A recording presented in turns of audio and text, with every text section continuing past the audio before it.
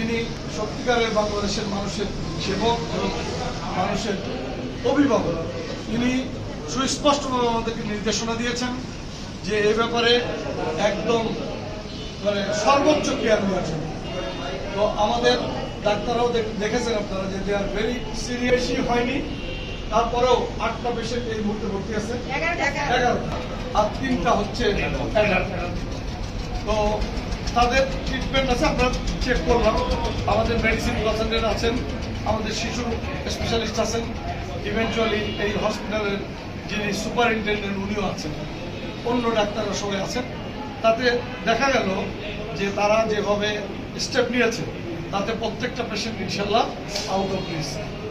আমরা আপনাদের মাধ্যমে সকলকে সচেতন করতে চাই যে আপনারা যদি এরকম কোথাও কোনো জায়গায় দেখেন, দ্রুত হসপিটালাইজ হয়ে যান, হসপিটালে আসেন, ডাক্তারদের সাথে পরামর্শ করেন, বাড়িতে রেখে বাচ্চাদেরকে অন্তত পক্ষে ঝুঁকির মধ্যে ফেলবেন না। সবার কাছে এই আহ্বান রাখি। আর আমার বিশ্বাস মাগুরায় যেহেতু এটা মহামারী ধারণ করেনি, ইনশাল্লাহ সকল মহলে সচেতনতা বৃদ্ধি করলে এটা আমরা কন্ট্রোলে রাখতে পারব।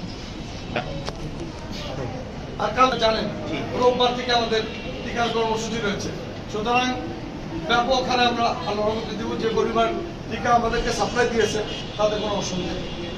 আমরা ম্যাক্সিমাম বাচ্চারা যারা টিকা নেয়নি, আপনারা তো জানেন যে বাচ্চাদের কিন্তু ছোটবেলায় তাদেরকে এই টিকাগুলো দেওয়া হয়, কিন্তু সাম্প্রতিককালে অনেক বাচ্চারা এরা অসচেতনতার কারণে তারা এই হামের টিকা, যে 6টা টিকা যে নেওয়া হয় তার মধ্যে মিজেলসের টিকাটা তারা অনেকেই নেয়নি, যার জন্য এই প্রবলেমটা শুরু হয়েছে।